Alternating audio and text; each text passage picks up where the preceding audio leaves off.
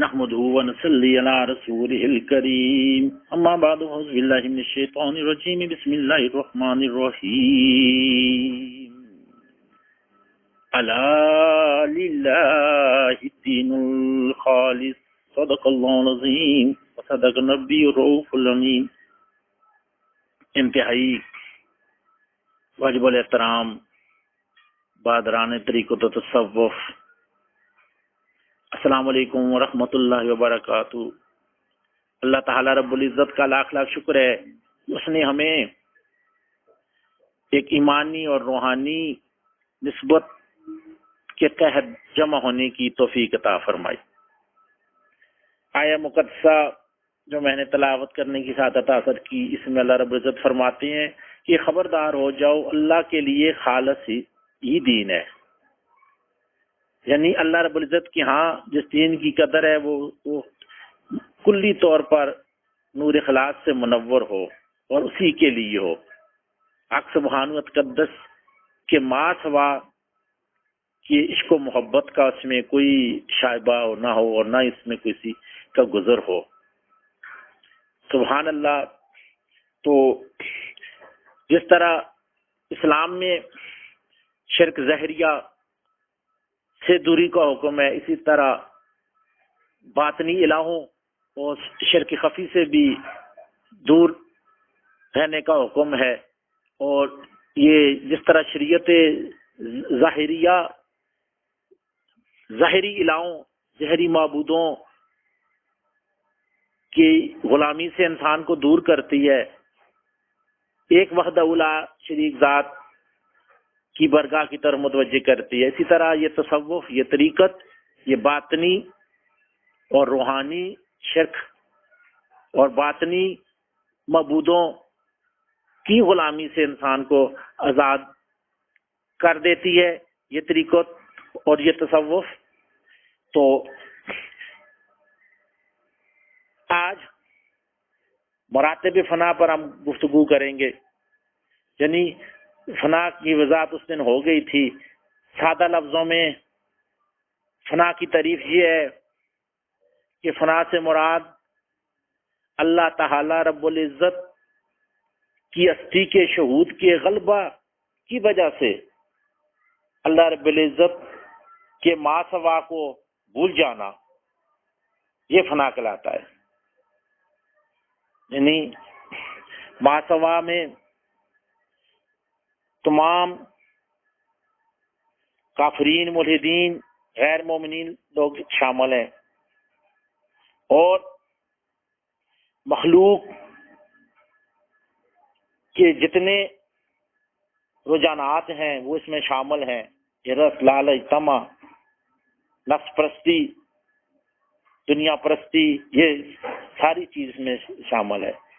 اس میں آقا کریم علیہ السلام کی محبت اور اللہ رب العزت کی محبت جو ہے وہ مطمع نظر ہوتی ہے. نبی کی محبت جو ہے وہ عین اللہ کی محبت ہے.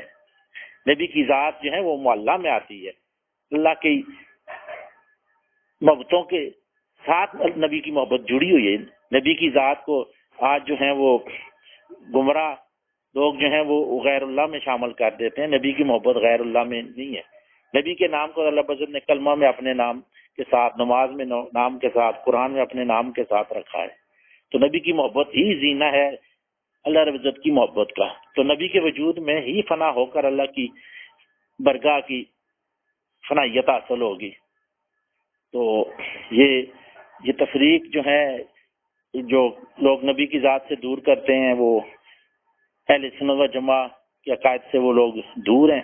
بہرحال وہ الگ اس پہ بات ہوتی رہتی ہے، انشاءاللہ ہوتی رہے گی بھی.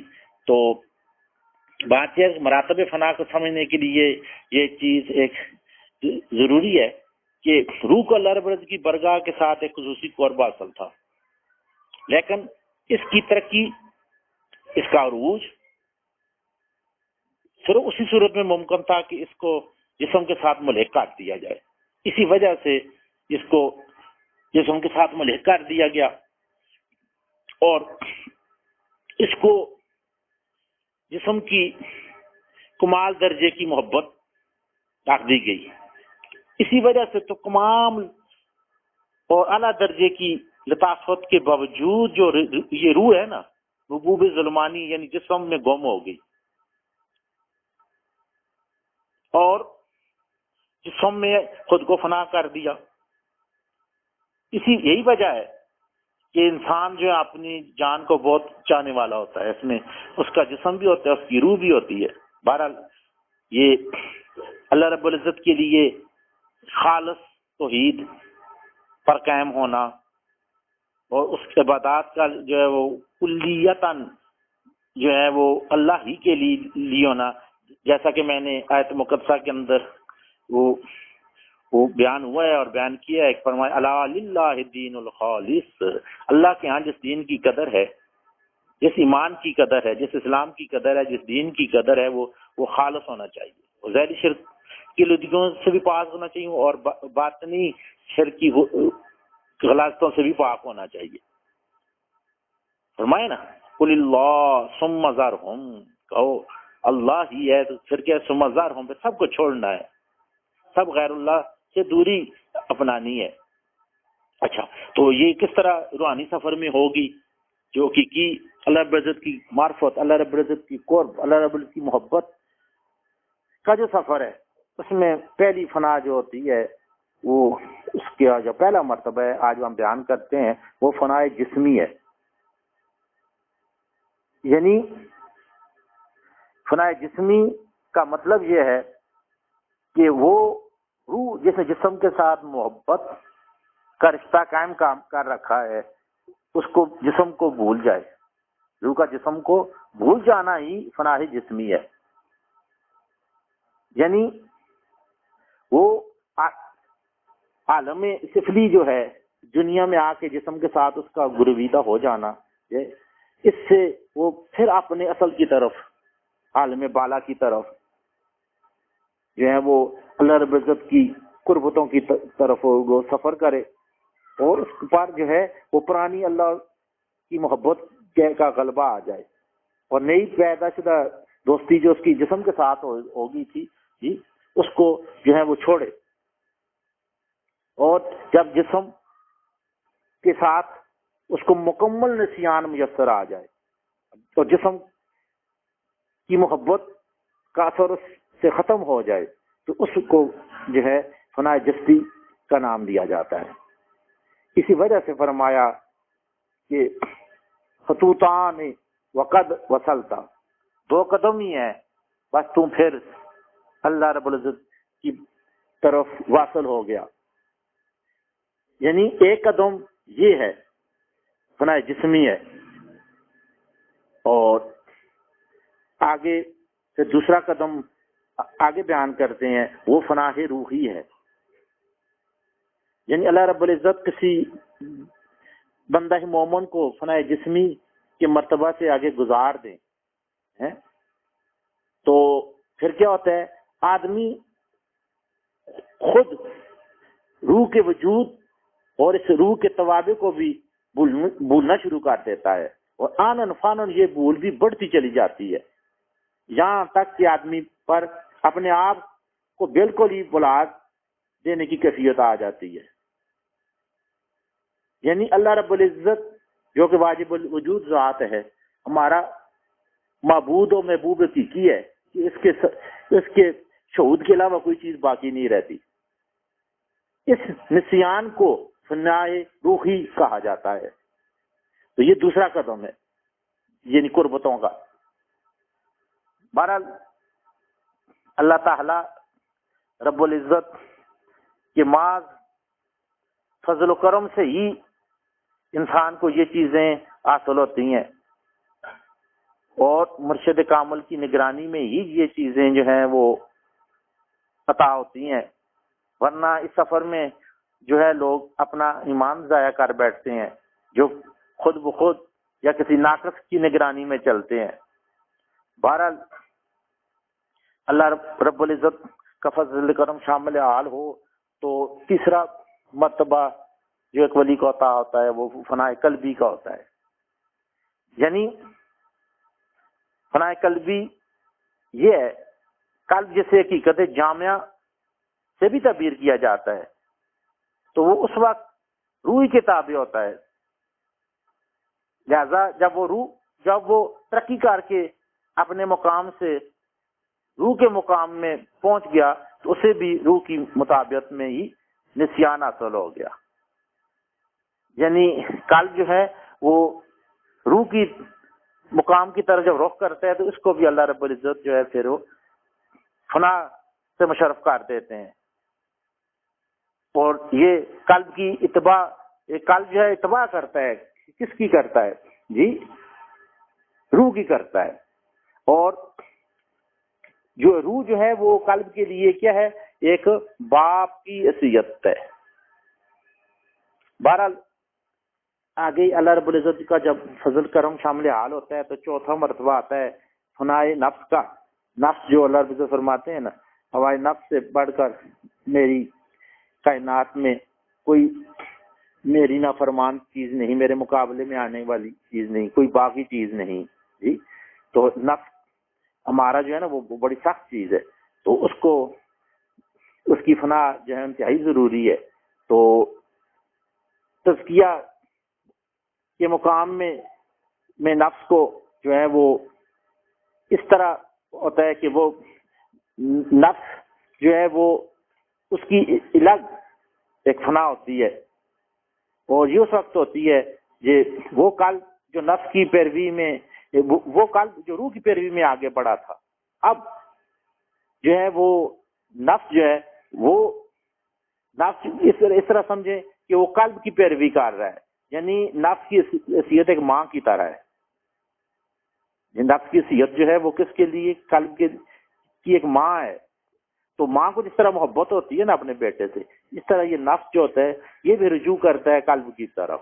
تو قلب پہلے ہی وہ روح کے مقام پر جا چکا ہوتا ہے جی. تو اس طرح جو ہے پھر اس کو بھی اللہ رب العزت اپنے فضل کرم سے جو ہے وہ فنا سے مشرف فرما دیتے ہیں. اور یہ اس کی جو ہے وہ علادہ ایک فنا ہے، یہ ذیلی نہیں ہے، بلکہ یہ اس کی اپنی ایک ذاتی فنا کی اس کی ضرورت ہوتی ہے. صرف اس کا اپنے مقام سے دوسری طرف منتقل ہونا ہی کافی نہیں ہے. بعض اولیاء کرام نے، جس میں شیخ شیوخ حضرت شہاب الدین سہروردی رحمہ اللہ بھی ہیں جی، تو وہ اس چیز کے قائل ہیں کہ اس کے ادھر منتقل ہونے میں ہی اس کی فنا ہو جاتی ہے. تو بعض لوگ روحانی مشاہدات کی بنیاد پر، جیسا مجدد الفسانی شیخ منصور ہندی فاروقی رحمۃ اللہ علیہ فرماتے ہیں کہ یہ اس وقت اس کو اصل یہ چیز ہوتی ہے جب تو اس کی کلی فنا ہو جاتی ہے. یعنی یہ نفس مطمئنہ ہونے کے بعد راضیۃ مرضیہ جب تک نہ ہو، اس کی فنا جو ہے وہ اپنی منزل مقصود تک نہیں پہنچتی، کہ حقیقی طور پر جو ہے وہ اس اللہ رب العزت کا عشق اور محبت جو ہے وہ اس کے اندر سرات کر جائے. بہرحال یہ تمام چیزیں جو ہے نا، ذالک فضل اللہ یؤتی من یشاء واللہ ذو الفضل العظیم، یہ اللہ رب العزت کے فضل و کرم سے ہی ممکن ہوتا ہے. اچھا، اسی طرح انسان کے جسم میں قالب ہے.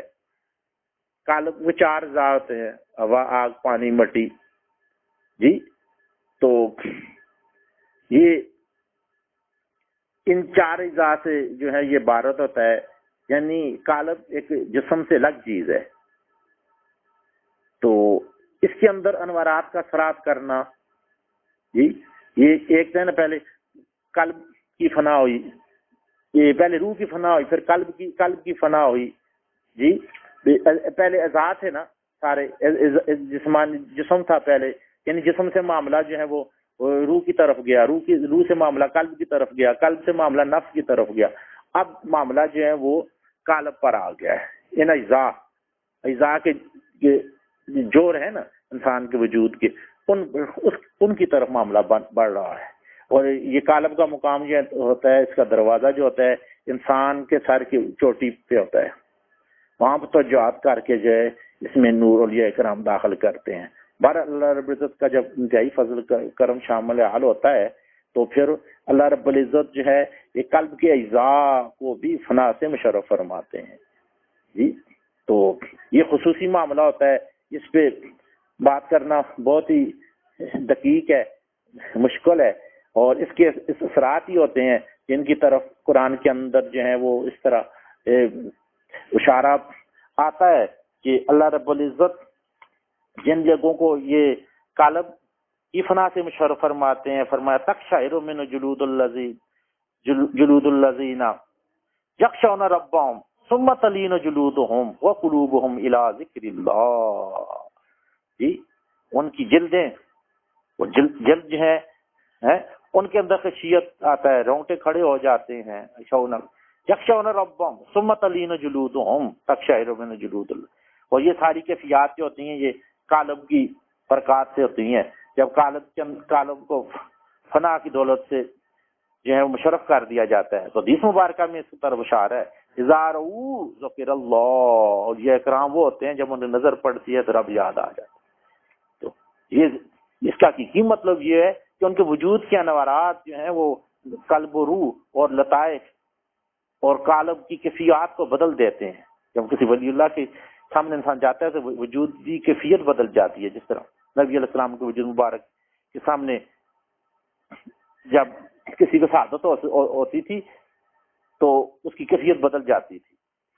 جی تو جو نبی علیہ السلام سے نفرت کرنے والے لوگ ہوتے تھے، نبی علیہ السلام اپنا دست مبارک ان کی جی کہ جسم پہ لگایا جی تو محبت میں بدل گئی وہ نفرت، وجودی برکت ہی تھی نا. اسی طرح اس کا حقیقی معنی یہی ہے کہ آج بھی جو ہے وہ ایک ذکر کی روحانی جو ہے وہ موجیں اور مستیاں انسان کے باطن میں پیدا ہو جاتی ہیں. انوارات کی ایک جو ہے وہ ہما ہمی اور ایک خصوصی کیفیات کا نزول باطن میں آ جاتا ہے. اذا رؤوا ذکر اللہ کا حقیقی مطلب یہ ہے. ظاہری شکل صورت میں تو انسان کے لیے پہچان کرنا مشکل ہے. ایک آدمی اس نے ظاہری شریعت بنائی ہوئی ہے، لوگ ولی سمجھ رہے ہوتے ہیں اس کو، نہیں پتا کہ اس کے عقائد جی کس طرح کے ہیں. عقیدہ توحید، عقیدہ رسالت اور دوسرے عقائد جو ہیں وہ اس کی آیا کہ مقبول ہیں یا مردود ہیں، اس کے اعمال کیسے ہیں. جی تو بہرحال اذا رؤوا ذکر اللہ کا حقیقی مفہوم یہی ہے کہ وہ اللہ ہی پہچان کر سکتے. فرمایا عام آدمی نبی نہ ہوتا ہے وہ ولی کی پہچان نہیں کر سکتا. تو یہ اکرام یہ باطنی کیفیات سے ان کو ادراک اللہ رب العزت نصیب فرما دیتے ہیں. نور بصیرت ہوتا ہے جس سے پہچان ہو جاتی. فرمایا اتقوا فراست المؤمن فانه ينظر بنور اللہ. اللہ کے نور سے وہ دیکھ لیتے ہیں. عام آدمی تمام اولیاء کرام فرمایا کوئی نبی نہ ہوتا ہے وہ ولیوں کے پیچھے، اسی وجہ سے عام لوگ پھنس بھی جاتے ہیں. ظاہری وجہ قدر دیکھتے ہیں سمجھتے ہیں کہ بندہ عبادت گزار ہے، ظاہری شریعت پہ عمل کر رہا ہے. یہ ولی حقیقت میں ولی کی پہچان جب بہت انتہائی مشکل کام ہے. اسی وجہ فرمایا جس نے کسی ولی کو پہچان لی اس کے لیے اللہ کی معرفت آسان ہوگی. بہرحال اللہ تعالیٰ رب العزت جو ہے جس پہ اپنا فضل کرم کرنا چاہتے ہیں تو تمام مشکلیں جو ہیں وہ آسان ہو جاتی ہیں. بہرحال اللہ پاک اپنے حفظ و امان میں رکھے. اللہ پاک اپنے عشق محبت جو ہے وہ عطا کرے. جب یہ نعمت عطا ہو جاتی ہے تو پھر اللہ رب العزت اپنی محبت، قربت اور محیطوں کا سفر جو ہوتا ہے اس کی دوری کو اللہ پاک رب العزت جو ہے نزدیکی میں بدل دیتے ہیں. بہرحال یہ اس کے بعد جو ہے اللہ رب العزت مزید جس اپنی محبتوں سے نوازنا چاہتے ہیں، اپنی محیط عطا کرنا چاہتے ہیں، اپنی قربت کے نور جس کو دینا چاہتے ہیں اس کو پھر آگے فنا سر، لطیفہ سر کی فنا سے جو ہے وہ مشرف کیا جاتا ہے.